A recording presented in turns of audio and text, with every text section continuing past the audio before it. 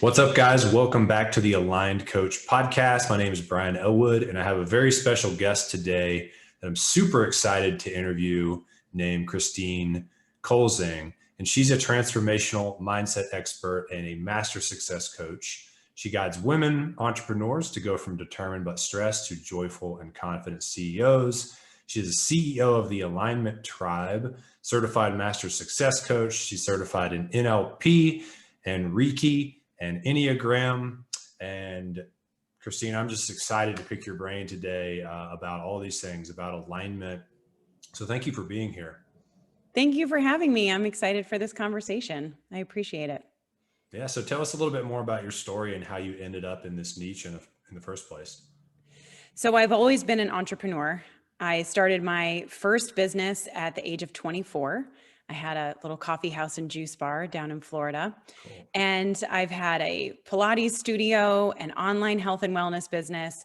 And what I found in all of the entrepreneurial endeavors I was involved in is that mindset was essential to being able to start and build and grow a business. And in my health and wellness business, it was online. I had a lot of women that were working with me, and I was coaching them not just on how to create a business and how to do sales, but on the personal development and mindset that they needed to overcome objections and handle the ups and downs and all those things that you have to be able to do as a successful entrepreneur. And I found that over the years, that was my favorite part of doing what I did. I could teach the sales and things like that, but I would get really excited when I got to teach mindset or personal development. So I think it was around 2019, I decided to get some certifications so that I could be more effective in that aspect of my coaching. So that's when I got my NLP certifications and all that good stuff. And then I started coaching people one-to-one just because I loved it, because I enjoyed it. And then I launched the Alignment Tribe at the end of 2019. I launched my program at the very beginning of 2020. So right from the start, I got to put into practice all the things I was teaching because building a brand new business in 2020 was a really interesting experience. And it was definitely a time when I needed to have my mindset dialed in so that I could grow my business during a time of uncertainty and be able to guide the women I was working with as they were growing their businesses during this time of uncertainty. So I feel like over the last year, we really supercharged what we were doing and offering to our clients because the need was even greater than it's ever been for women to be able to build a business that that suits their life, right? A lot of women that I work with are entrepreneurs. They're also moms. They're also homeschooling their kids. They're trying to figure out this whole pandemic and lockdowns and all of these other things.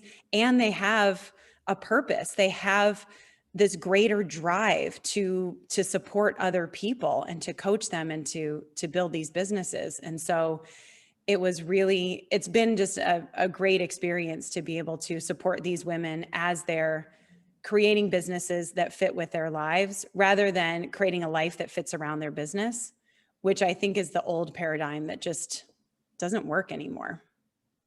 Totally. And I know a lot of people help people with things that they personally overcame in their own story. So I'm wondering if there was a time where you were out of alignment.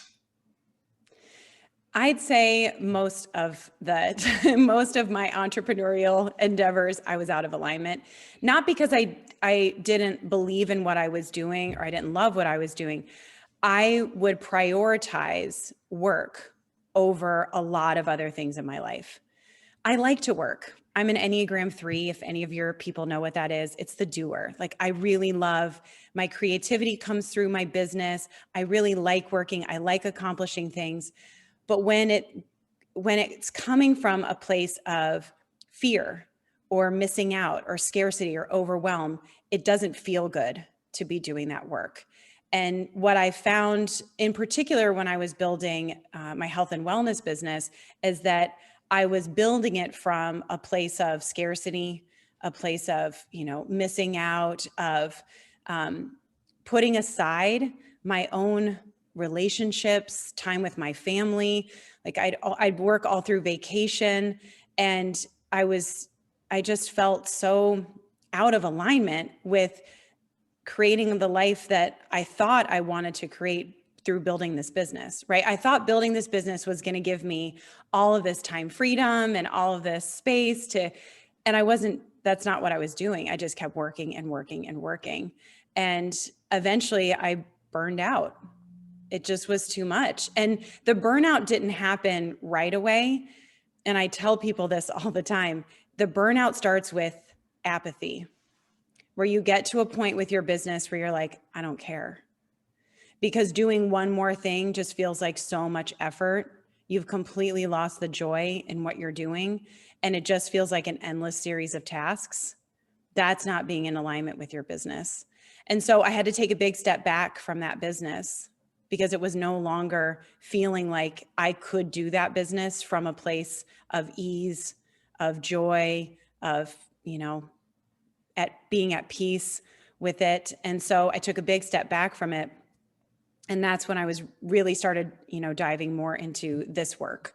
So then creating this business, I was very mindful that I didn't want to create my next business from that same place. So it's been a journey for me too, in building this business, to consistently create the right boundaries, to work with my own body's natural energy cycles. So I'm pushing when it's appropriate to push and pulling back when it's appropriate to pull back, that I'm scheduling time for the people who matter the most to me, that I'm not taking my laptop with me on vacation, which I did recently. And that was like, oh, it was a joyful experience.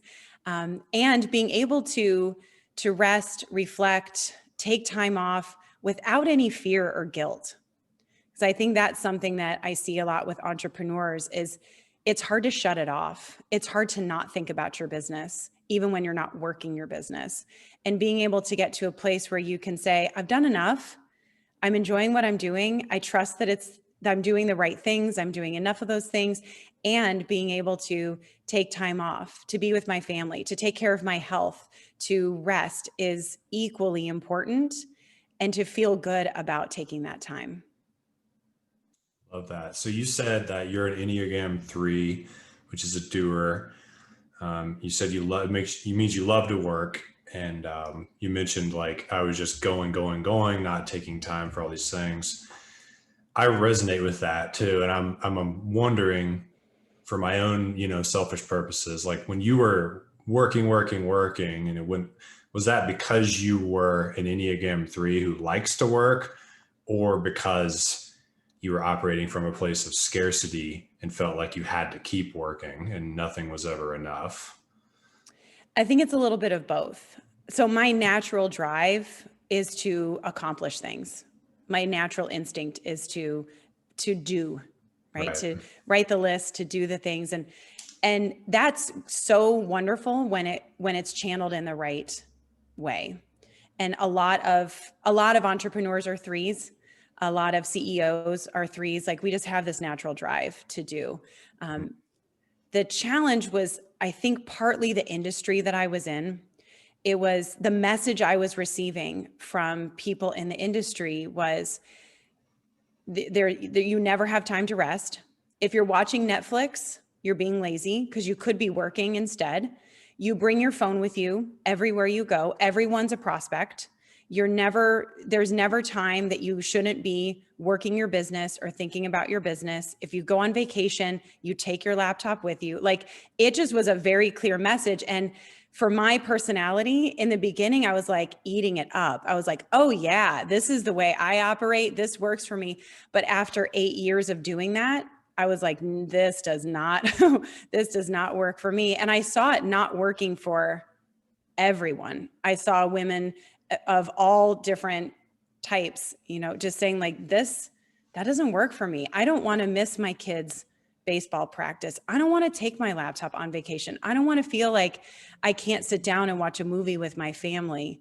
and feel guilty about that because I should be working. So I think it was a little bit of a combination of like my natural drive to work a lot, but also the message I was receiving that really reinforced that in an unhealthy way. I see. And I resonate with the scarcity thing because I've been in that mode, at varying times in my career as an entrepreneur. And so the audience, the people that are listening to this are coaches. And as a coach, you know what it's like to start a business. And then sometimes you don't know if the revenue is going to come in this month. And then other times you have a great month. And how do you avoid the scarcity mindset, I guess, even if the money is not there today? Yeah, such a great question, because it starts with your state of being. And most of us are operating from the circumstances we're in. We look at the circumstances and then we make meaning from it. Oh, there's not enough money coming in. That must mean I'm not doing this well. I'm going to be a failure. It must mean that tomorrow there also won't be money. What if there's not money next week and the next? And they take their current circumstances, they make it mean something about them personally or about their business or where it's going. And now you're in a place that's very disempowering. There's not really anywhere to go from there. So you've got to detach from your current circumstances and really start with your state of being. It all starts with your being, right? It's not what you have, it's not what you're doing, it's who you're being. So are you waking up every morning being a person who is content, who's accepting, who's grateful, who's appreciative, who's joyful, who's happy, who's curious, who's interested, right? Start with that state of being. And now you're in a place where you're going to be looking at your business very differently, right? If you came to your computer and there's zero money in the bank, but you came to your computer with a state of being of trust, faith, confidence, certainty, like you've got to be certain that what you're offering and what you're doing is going to help people and does help people and is like the best that you can make it. You come to your computer with that kind of mindset or feeling grateful for all that you do have. The fact that you have a computer and it's connected to the internet and you have the ability to go reach literally millions of people today. Like that's remarkable, right? You come to your computer with that frame of mind and that state of being, that zero in your bank account is going to feel totally different than if you came to the computer and you just looked at the zero and you're like, that must mean I'm a failure. That must mean my business isn't going to make it. It starts with who you're being. Everything starts with who you're being. And you have to be consistent with that. What I see some people do is choose their state of being, right? So they're choosing who they're going to be. My clients do I have them write this whole morning formula, this alignment of who they're being and what their life is like. And you can do that in the morning, but if you don't consistently keep tuning into that, then you're going to fall back into old patterns. Your mind always takes the path of least resistance, right? So if your old way of thinking and feeling is related to scarcity, there's not enough, I've got to work harder, then you're going to default to those patterns. So you've got to stay on top of it. You've got to continually tune in to who you want to be, how you want to feel, what you want to think. And then eventually over time, that becomes your default, right? That's where the path of least resistance goes. But oftentimes what people do is they choose for a little while, right? And then they don't see the evidence right away. And they go, yeah, see, there's still no money in the bank account. And they go back to their old defaults. It's a consistent, kind of relentless, uncompromising dedication to being, thinking, and feeling your way into manifesting the things that you want in your life. That's awesome. That reminds me of, who Darren Hardy is, the founder of Success Magazine. Yes, I've heard the name. I haven't read any of his stuff though. Okay. He has a book called The Compound Effect that's really good. Yeah. But he said like he was seeking the ideal partner in his life. And he had always tried to like go out and find the ideal person for him. And he decided to take a different approach where he's like, well, I'm just going to imagine who my ideal partner would be. And then I'm going to become the person that she would want. And when he focused on who he was being, he attracted that ideal partner into his life. Is what you're saying kind of the same thing? Yeah, absolutely.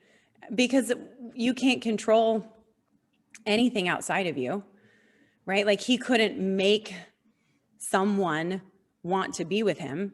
He could just become the best version of himself. That's all we have, the only thing we can control is what we feel, what we think, and what we do. And when we really tune into that concept on a deep level, then we're able to, we see more opportunities. We see more options. That perfect person was probably pretty close to him, right? It probably wasn't someone who was living on the other side of the world. And like, it was probably someone who could easily meet him, but he had to become that match, right? He had to become the best version of himself. And then there she was, right? And your business is kind of the same. Your health is the same.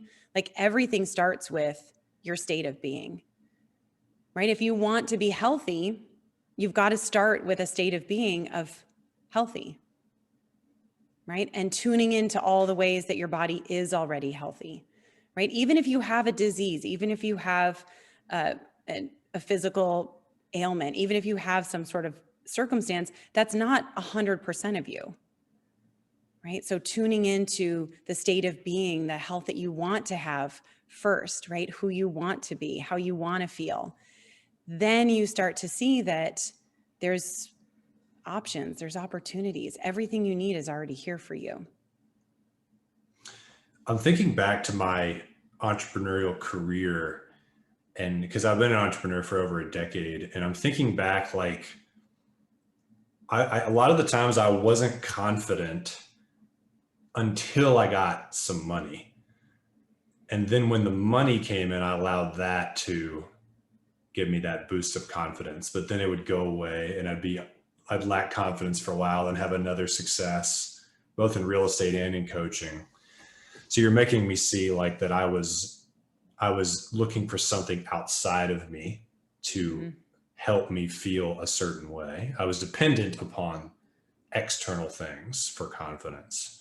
You're saying to flip that and be that way from the get-go, and then that will bring you those things a lot easier. Yes. Yeah, it's cause and effect, right? So the law of cause and effect states that for every cause there is an effect, right?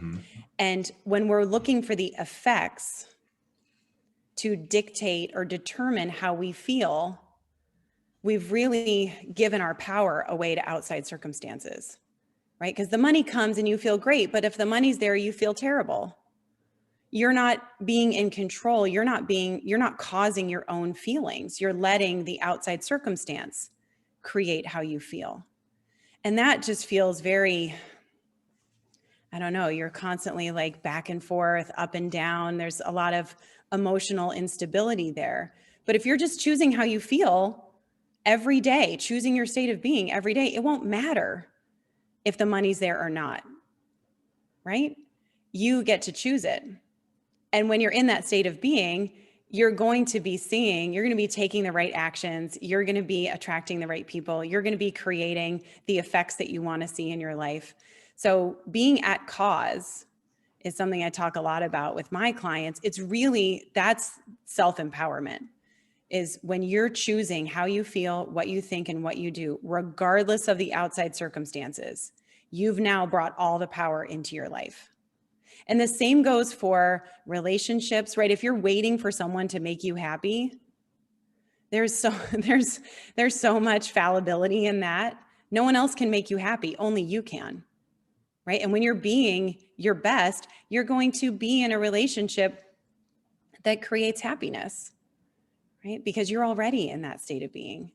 So you don't want to wait for the clients to bring you confidence. You don't want to wait for the money to bring you a feeling of abundance or security. You don't want to wait for the person to bring you a feeling of loved, right? You start with those states of being first. So when you work with a client, I want to ask you how to create those states, of course, because I know our audience would love to hear it. But when you work with a client, when they come to work with you, do you have suggestions on like an ideal state of being, or is that unique to each person? Like you ask them, what do you want to be? And then you put a plan in place for whatever their version of that looks like. Yeah, it's definitely individual because we all have different kind of set points, right? We all have different ways that we operate in the world, and not all of us are going to be high energy and, super positive. And when I hear, mindset gurus telling people that's how they have to be all the time, for a lot of people that feels unnatural. It doesn't feel authentic to them. So it's got to be a state of being that feels good for you, that feels authentic to you. And what I do with my clients, I take them through this process that I call the realign process, where they're choosing the outcomes that they want to experience in their life. And we call them just because outcomes. And they're outcomes that are just because you'd love to experience it, because you'd love to have it, you'd love to be it. They're not outcomes that are proving anything to you or to anyone else. They're not outcomes that are solving problems. It's just the things that you would love to be and have and experience in your life. And when you step into those outcomes, you tune into how it feels when you're there. Like, what does it feel like when you have that thriving business? Right? What does it feel like when you have the energy and vitality that you want? What does it feel like when you have a great relationship? And you really step into that and you begin to change your neural pathways. You actually begin to create new mind-body connections, and you begin to choose the state of being that aligns with that outcome. So now when you know how you'll feel when you reach this outcome, you can choose to feel that way today. Now you've completely short-circuited the time-space thing, right? Because now you feel the same way today as you'll feel when you reach this outcome. And now it's so much easier to get there. The actions feel obvious. You can easily take the steps to make that happen. And you get to feel great now and while you're creating what you want. You're not waiting for the goal before you feel the way you want to feel. Does that make sense? That sounds like a pretty awesome shortcut. Yeah, it is. And then we do a little thing in between where we recognize all of the resistance that's keeping you from being there already. And we do a process with a subconscious mind where we release that resistance. So you can just take that action and be the person who's already experiencing your outcomes so that you can much more quickly and easily take the action to make them happen. I've always wondered if what everyone's after in life is a feeling at the end of the day anyways. Like they want money because they think it'll give them inner peace. They want the relationship. They think it'll make them happy. They want money to go on a vacation because that will be relaxing. It's like if you get deeper and deeper on why people want things, it usually gets to a feeling, if not all the time. Have you seen that as well? Oh, 100%. You're so right on with that. And I think our culture has really gotten it backwards. We've been told that once we have the thing, then we get to feel the way we want. Right. And I mean, honestly, our whole country's been founded on this, the manifest destiny. Like, it's always the future will be better. Right? When we get to America, it'll be better. When we get to California, it'll be better. When we get to the moon, it'll be better. Like we're always told that the future is better because we think that once we've achieved the thing, like you said, once you have the money, then you'll feel secure. Once you have the relationship, you'll feel loved. Once you have the body, you'll feel accepted, right? We think that in the getting of something, we'll get to feel the way we want to feel. And it's actually the opposite. Because you're always going for the feeling, just feel that way now.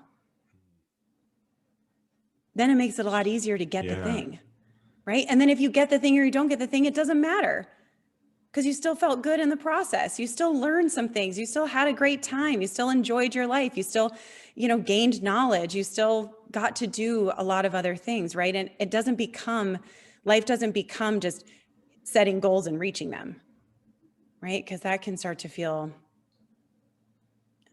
challenging, I think. That's an interesting point. I think we're really encouraged to have goals, in our society. So we're basically encouraged to create a gap between where we are and where we want to be, Yes. which it causes you to sort of wake up feeling a bit like unaccomplished, I guess, in some way. I got to hit my goals for this year, and so your whole life is about like bridging this gap. Right. And that gap can be so powerful if you know how to use it in the right way. Because what happens with most people is we set the goal and then we look at where we are and we go, ugh, I'm not there yet. Right. And we start fixating on where we are in this moment or what happened in the past. Right. Oh, well, the last time I tried this, it didn't work, or I don't believe I deserve this, or no one in my family's ever done this. Right. And we get so focused on what's happening right now or on our past that we've now lost sight of what it is we want to accomplish or achieve or have, right? But if you can switch that, if you can use that tension in your favor, if you choose your outcomes, you step into it, you feel it, you're being it, you're staying in that state of being, now you begin to use that tension to move you towards your outcomes rather than the tension pulling you back to where you are. Interesting. And is it tension anymore if you're feeling the way you want to feel? Right. That's it. No, because you've short circuited that tension, that space between where you are and where you want to be, and you're just being where you want to be. It's really powerful, Kristine, because if the feeling is the prize, the ultimate prize, you're saying we can choose to get that today. Mm-hmm. But not only that, choosing to feel that way today will make the goal a lot easier to Mm-hmm. hit anyways. So it's really a win-win. Absolutely. So I've got to ask you, how do we do that? I know, we don't have time for a master class, but could you give the audience the bullet points at least on how to start controlling who they're being, their state of being? I think it starts with making a decision and making a decision that you are going to choose how you feel and what you think and what you do. And that sounds very simple, and it actually is very simple. It doesn't mean it's always easy, because you're really reconditioning your body and your mind. You're creating new neural pathways. You're creating new mind-body connections.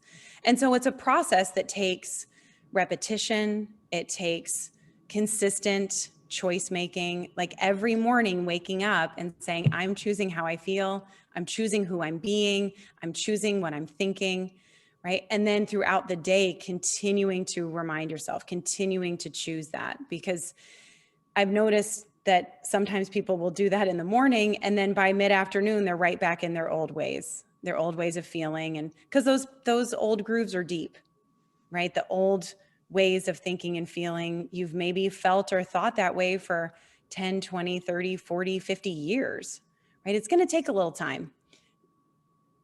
The easiest way to do it is to stay focused on what you want. Stay focused on how you want to feel. Stay focused on the state of being that you want to be in and the thoughts that you want to think. And you'll find, what actually we've seen this in brain scans, is that the more you're focused on what you're creating and who you're being, you're creating those new neural pathways, those new mind-body connections.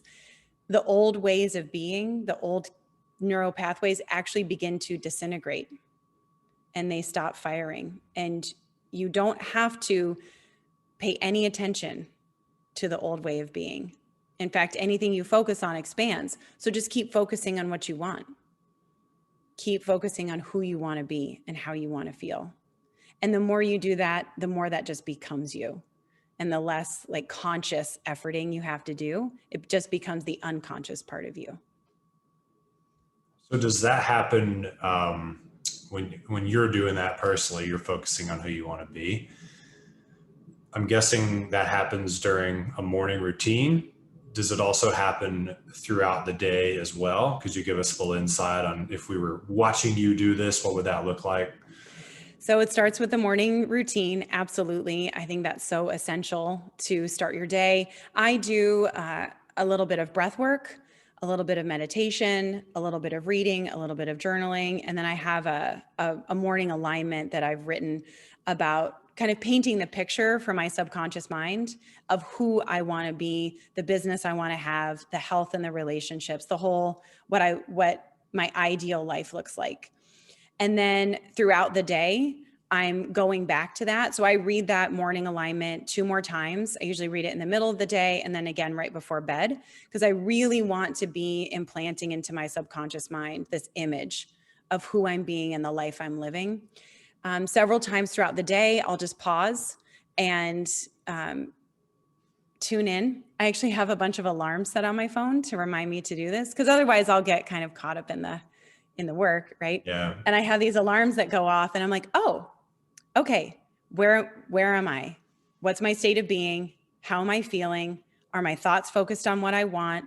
And I really just take a moment to fill myself with gratitude and just all of the things that are here for me now in this life, all of the things that I'm grateful for, just to continue to keep that state of being where I want it to be. So those are and then at the end of the day, I do an evening routine. I do some energetic cord cutting. I reread my morning alignment. I do a little bit of habit tracking. So I have some habits like reading that morning alignment or, stopping to pause for gratitude throughout the day that keep me every day. I'm checking things off that list just to make sure that I'm staying consistent, because it takes conscious choice making to create a new way of being. And so I have these things all throughout my day that remind me that I'm the creator of my life. Through my conscious choice making, I get to create whatever life I want. Wow. But And we're when not you taught started, that. I mean, none of us learn this in school. And unless you had super progressive parents, you probably weren't taught this as a kid. And so there's a lot to reprogram and to create for yourself. can you share some things once you started doing this routine? Because it sounds really powerful. What were some things what were some of the changes you noticed in your daily life experience? Maybe some things that came into your life, some things that fell away from your life. What were some of the things that you noticed? Yeah. So I stopped caring about what I weighed. I stopped caring about what people thought about what I looked like. I just started to really appreciate and enjoy my body. And I'm in perfect health. I I went on a blind date and wasn't expecting anything, and now I'm in the best relationship I've ever been in my life. I created a 6-figure business in my first year during Wow. 2020. It really, the sky's the limit. In all areas of my life, I feel I'm at my peak and it's only getting better. So for me, this process it's not just about the money. It's not just about the business. Right. It's about, being able to have the health that I want. It's being able to be in a great relationship. It's deepening the relationships with the people who mean the most to me, like spending time with my family. And my twin sister is now my business partner, and she's in my program with me, and she's adding a whole Enneagram component to our program, which I'm really excited about. So it's just so many wonderful things keep aligning for me the more and more I stay in tune with my state of being. So yeah, It sounds like a lot more fun too. it definitely is a lot more fun. That is so cool.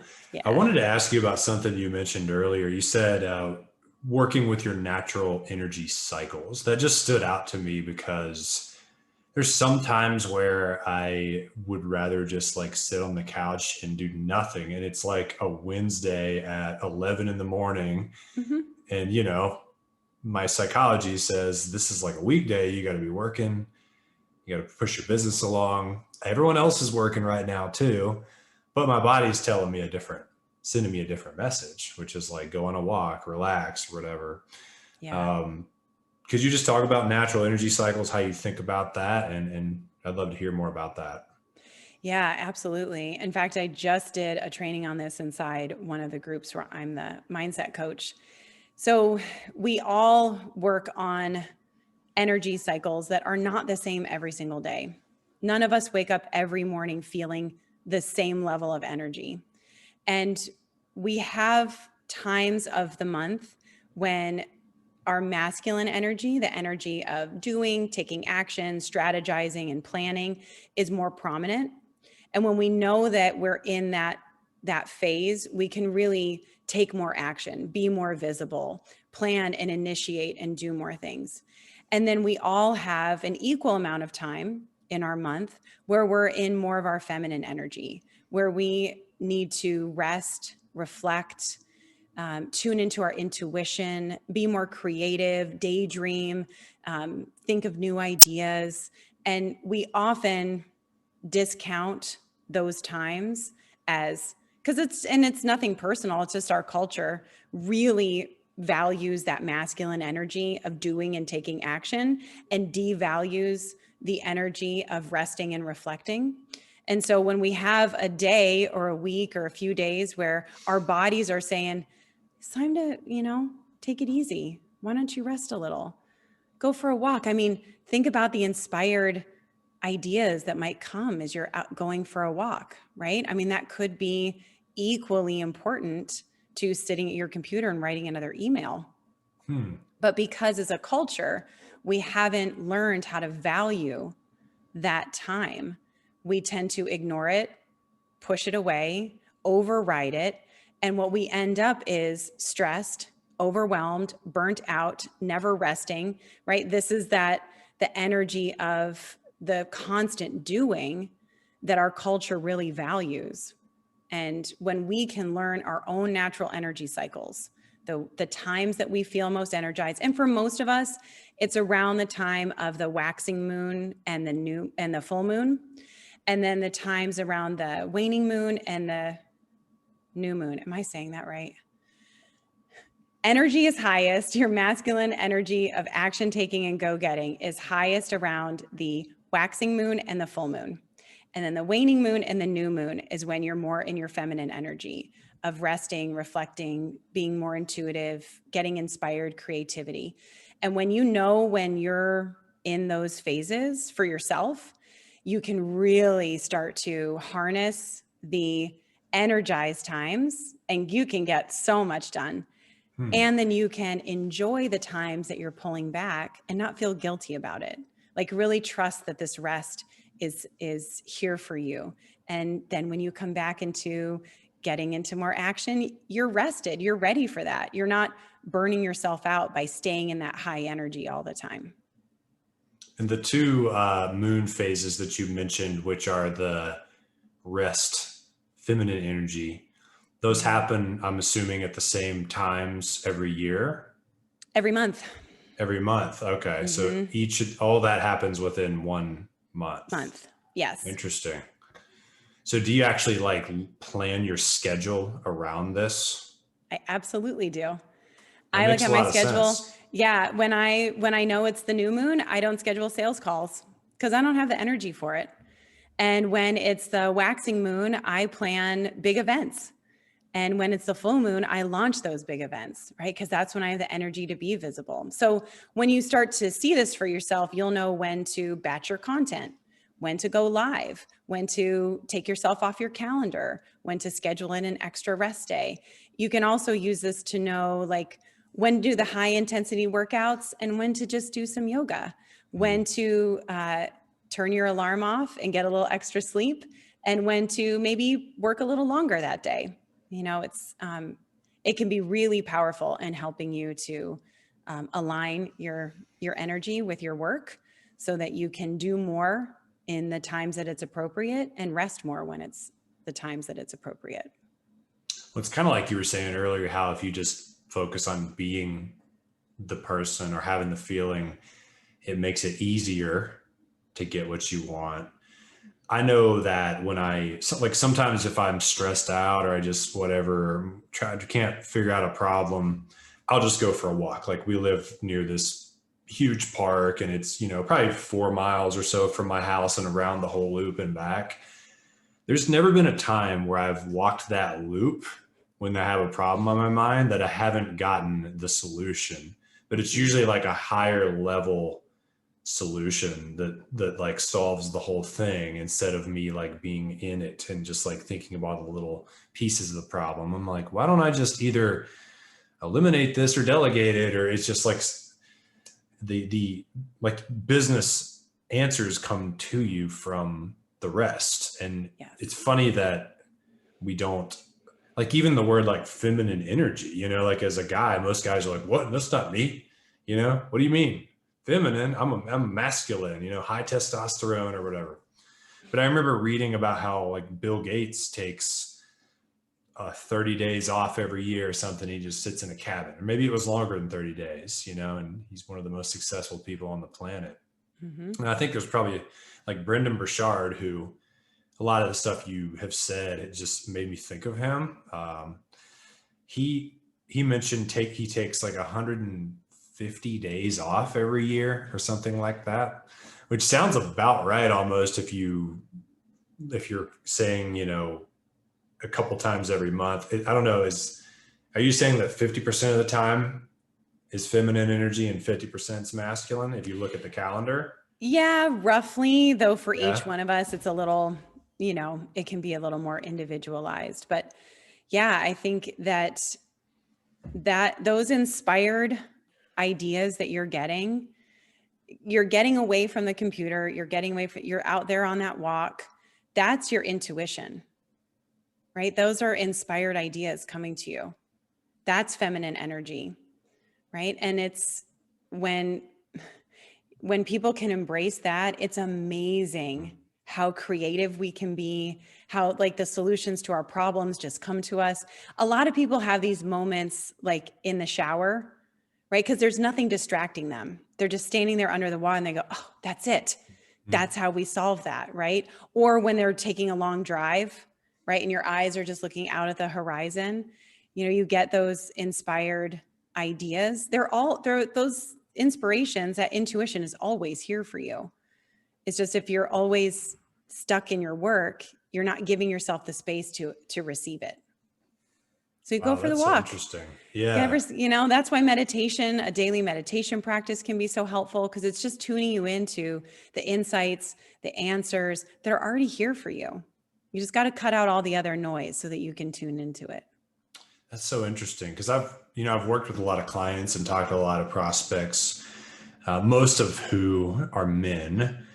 And there's been a lot of instances where people like the guys just come up across to me as really blocked, like creatively. And they're just like, I don't know what I want. I have no idea. And I'm sort of like, how could you have no idea what you want? But then I'm thinking that those people usually were deep into the masculine energy and not really, they wouldn't do something like go on a walk or do yoga or meditate or take a day off. And now you're helping me see how that, and I've been totally guilty of that too, but you're helping me see how that's probably what's blocking people from their intuition, which has those deeper answers. And that's why they couldn't find them. Yeah. They keep thinking that they have to think their way through the answer. Right? Yeah. And your brain is like, I've realized this recently, like all the real answers to what I wanted to do for my business came from my heart or my gut or my intuition or whatever. My brain is sort of like a computer that helps me like with, but my brain can't tell me what I want for my life any more than my computer could tell me. Right. You know what I'm saying? It's like kind of the same thing. So this doesn't give you the answers, even though it almost just gets in the way a lot of the time. Yeah, a lot of the time it does. Yeah, yes. Yeah. Wow. This has been awesome, Kristine. I want to respect your time and wrap it up now. but you obviously have a lot to share, and this has been super valuable. Where can people go to connect with you and find out more about you and what you do? So you can find me at thealignmenttribe.com. So that's our website. You can also come join our free Facebook community. I do live coaching every Monday, and you can find that on Facebook at The Alignment Tribe. And then you can find me on Facebook or on Instagram at Kristine Kolzing. Sweet. I'll put all those in the show notes. And Okay, again, cool. thank you so much for being here. Thank you.